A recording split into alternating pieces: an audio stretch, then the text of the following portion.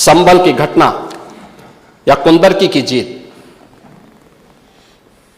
जैसे ही आपके खटाखट की असलियत सामने आई, जनता ने कहा सपा चट। उपचुनाव में 9 में से 7 तो भारतीय जनता पार्टी और एनडीए गठबंधन जीता है।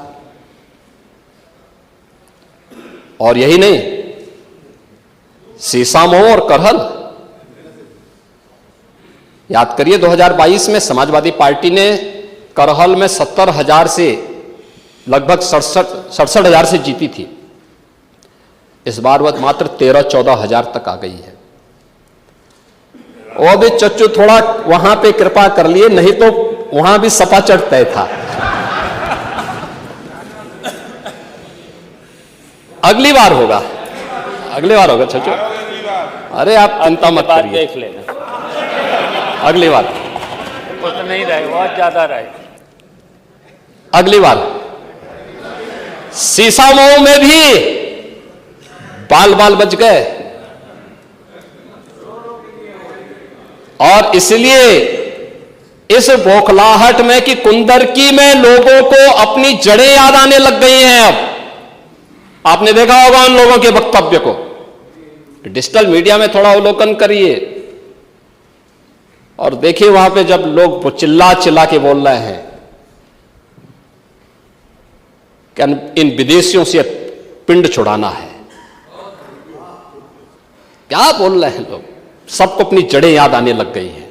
और मुझे लगता है जिस दिन इकबाल महबूब जी को भी अपनी जड़ें याद आएंगी, वह भी फिर यही बात बोलेंगे जो इधर के माननीय सदस्य कह रहे हैं। मैं केवल एक बात कहना चाहता हूं कि अगर संभल के बारे में हम जब बात करते हैं महोदय, एक लंबा सिलसिला है इस संभल का, और अगर मैं संभल की जब चर्चा करता हूं तो संभल में कैसे माहौल खराब किया गया वहां पे। ये संभल में दंगों का जो इतिहास है 1947 से ही प्रारंभ होता है। 1947 में एक मौत होती है, 1948 में 6 लोग मारे जाते हैं, 1958 में भी दंगा होता है, 1962 में भी दंगा होता है, 1976 में भी 5 लोगों की मौत वहां पर हुई थी, और 1978 में 184 हिंदुओं को सामूहिक रूप से जला दिया गया था। 184 हिंदुओं को हत्या हुई थी, हिंदुओं की हत्या हुई थी और जलाया भी गया था, और 184 हिंदू मारे गए थे वहां। 184। मैं वही तो कह रहा हूं ना, आप उस सच को स्वीकार नहीं करेंगे, आप उस सच्चाई को स्वीकार नहीं करेंगे।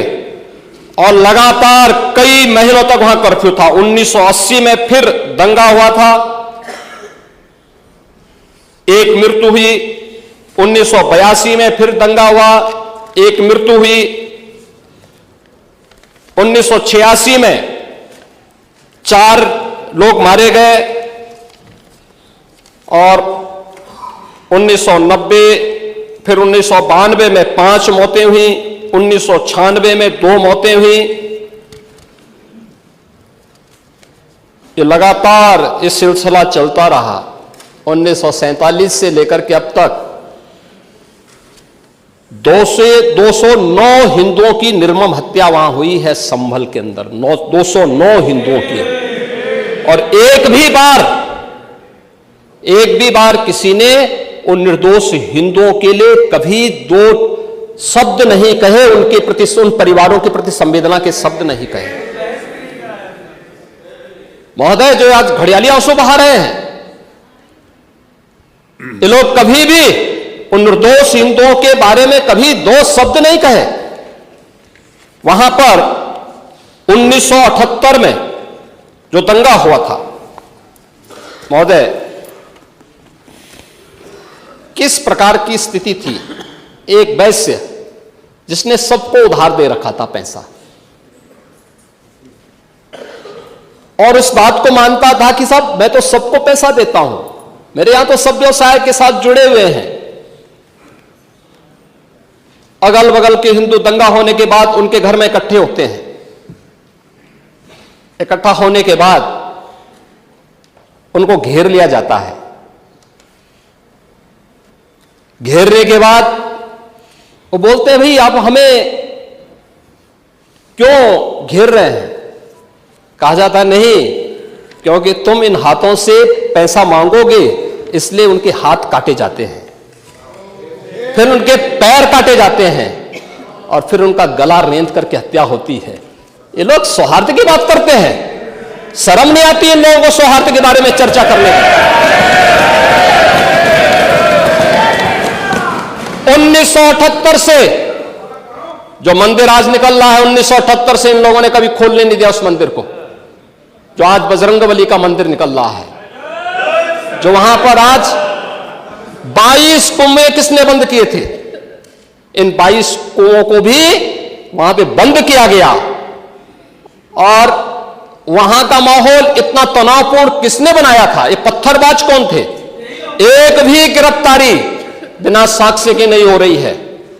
और याद रखना, जिसने पत्थरबाजी की होगी, जिसने माहौल खराब किया होगा, उसमें एक भी बचने वाला भी नहीं है,